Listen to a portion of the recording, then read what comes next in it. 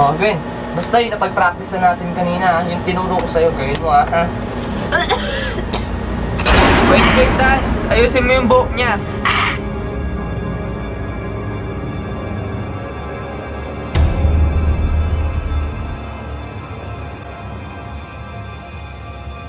Bakit ka pa bumalik? Tigilan mo na ako! I'm sorry!